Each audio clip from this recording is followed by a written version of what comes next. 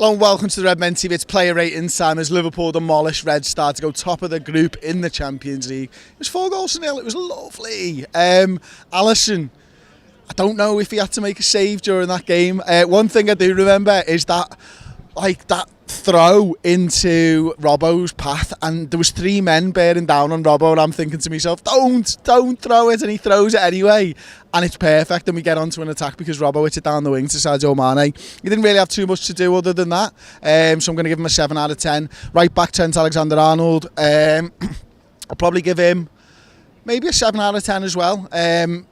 It was good to see him back into the side. It was good to see him getting down that right-hand side, but the left-hand side is where it was at today for me, with Andy Robertson and stuff. So I'll come on to Andy Robertson in a minute. Joe Gomez, 9 out of 10. Again, just absolutely superb. That one where he's sprinting back, has no right to get the ball. A couple of misplaced passes, which is probably why he doesn't get the 10 out of 10 for me today. But he's so good, and he covers Virgil van Dijk so often as well. You see him, he's the one mopping up behind Virgil and stuff. It doesn't matter what he's doing, and when Virgil decides to take the ball forward, he starts talking to people like Fabinho and saying, get into that space there. And then he actually started shouting at Van Dijk to get back into his position. Really love to see that, and it just shows how high he is held in, how high regard he is held within that squad, that he's able to do that to the captain on the night, Virgil van Dijk. Virgil van Dijk himself, 8 out of 10. I thought he was really good once again. Not too much to do for the defenders though. But Andrew Robertson's the guy that I want to talk about most from the back four, to be honest with you. I think the last couple of games he hasn't really impressed me too much. Today he got back on his bike, he got back on that left hand side looking to whip balls, and he obviously gets an assist for Roberto Firmino for the first goal. I think we had about 20 shots in that game, and it felt like a lot of the attacks were coming down that left hand side. I just started to wonder whether, when Andy Robertson plays well in an attacking sense, do Liverpool play better? It certainly feels that way to me at the moment, because you know the attack hasn't quite hit the heights of last season, the last couple of games, and Andy Robertson's had a little bit of a dip for me. Back in there tonight, great to see him get a full round of applause from the entire ground. Not many players can say they've had that before. That was mainly due to the lack of Red Star fans in the ground, but you know, it is what it is. I'm going to give Andy Robertson a 9 out of 10 for that performance. I'll start with Gini Wijnaldum next. I think, you know, he was whenever he had the ball, he was passing it, he was moving.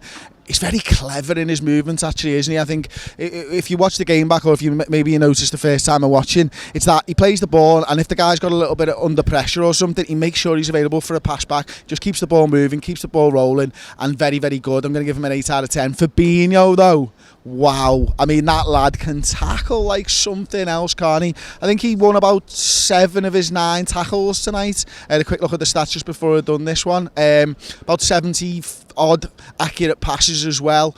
Just outstanding from him, and I think the pace of the game did suit him. I think the fact that they tired really suited him, and the fact that he was playing alongside Gini Wijnaldum made sure that he didn't have sideline to cover, and made that a little bit easy. But every time they were running at him, this leg come out, bang, got the ball, thank you very much, I'll have a little bit of that.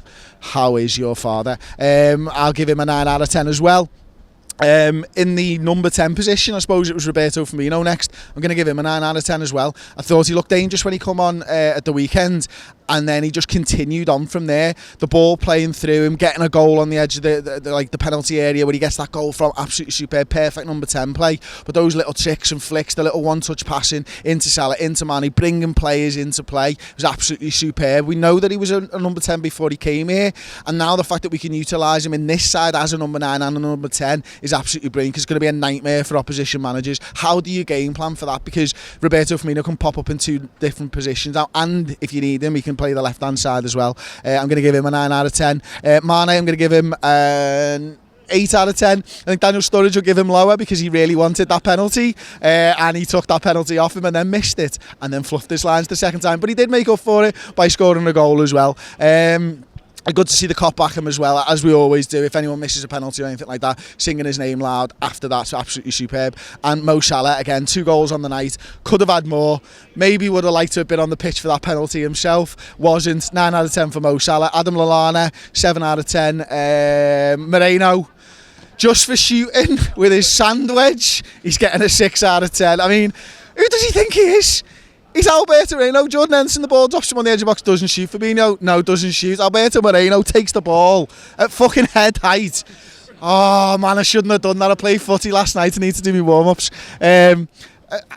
No, Alberto, naughty Alberto, don't do that, mate. It was the other sub. Daniel Sturridge was superb, wasn't he? Comes on and just looked like he knew what he was supposed to be doing, and I don't mean that in a disrespectful way. I mean that in, like, when you come into a game, sometimes players find it difficult to get up to speed. It probably helped that all their legs fell off and he was you know, basically playing against people with no legs. I don't know where I'm going with this one, to be honest with you. But outside the boot, he was looking for balls in. He was looking dead unselfish. And he'd done about 4 passes, and you think he's going to shoot next time. And he does. And he nearly scored that Chelsea goal again. He's sort of there, he's eyeing it up. He's like, I'm going to hit that in the top bin. Keeper makes a good save, I think. And then he does one from the other side. But that ball for Mane's goal, absolutely superb. Showing Sturridge, like, again. I'm going to give him a 9 out of 10 for substitute appearance there. I thought he was brilliant. I thought the team was brilliant. I thought we suited that 4-2-3-1. I thought Red Star had no chance against us tonight. And to back that up, Napoli go and get a draw away at PSG was absolutely brilliant. I heard some people said they wanted a win for Napoli and then maybe a win for PSG. That's stupid. That means they got 3 points over the 2 games each. I want them to draw each to just get 2 points. If we win 2 games now, we're through in this Champions League group. That's how simple it is. Napoli, if we beat them, and we beat Red Star, then we're through, because they're on 5 points now. That would take them to 11 if they win their other 2 apart from us. You can work the maths out. It's absolutely fine. Thank you very much for watching. I don't know where I'm going. I'm just going to end the video. Tom, make me end the video. End it. End it. Like the video, subscribe to the Redmen TV on YouTube, and I'll see you next time. Ta-ra.